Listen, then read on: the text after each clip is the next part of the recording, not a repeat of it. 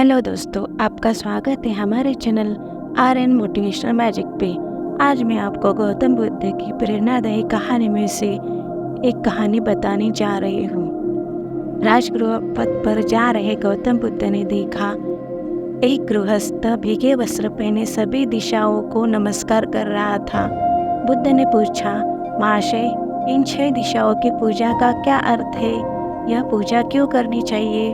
गृहस्थ बोला, यह तो मैं भी नहीं जानता। बुद्ध ने कहा, बिना जाने पूजा करने से क्या लाभ होगा?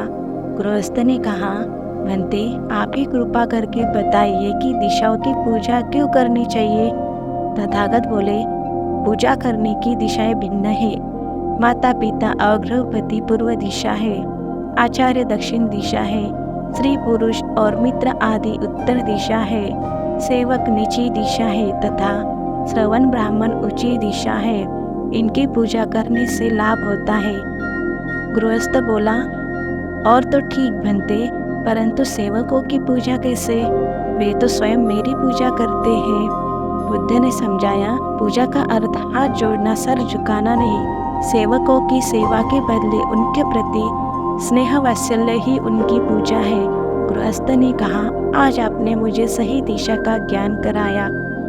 दोस्तों, गौतम बुद्ध की प्रेरणादायी कहानी में से और एक कहानी है।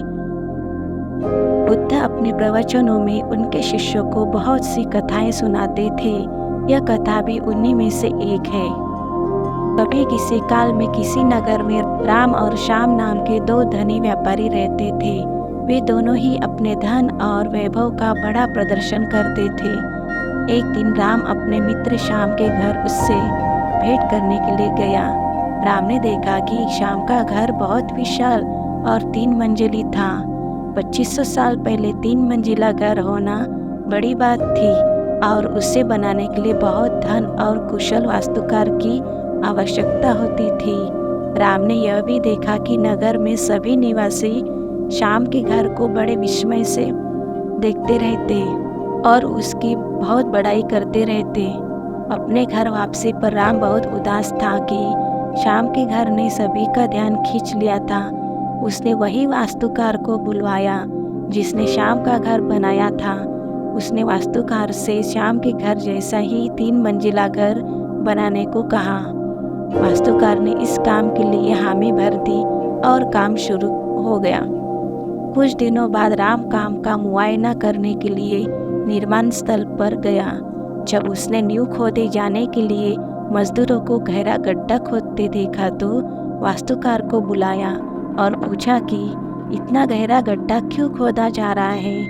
मैं आपके बताए अनुसार 3 मंजिला घर बनाने के लिए काम कर रहा हूँ। वास्तुकार ने कहा, सबसे पहले मैं मजबूत नींव बनाऊंगा, फिर उसके बाद पहली मंजिल, फिर दूसरी मंजिल और आखिर में तीसरी मंजिल बनाऊंगा।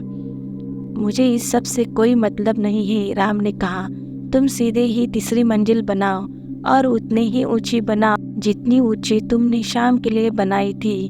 नींव की और बाकी मंजिलों की परवाह मत करो। ऐसा तो नहीं हो सकता। वास्तुकार ने कहा, ठीक है, यदि तुम यह नहीं करोगे तो मैं किसी और से करवा लूँगा। राम ने नाराज होकर कहा, उस नगर में कोई भी वास्तुकार नींव के बिना वह घर नहीं बना सकता था। आखिर में राम का घर कभी न बन पाया।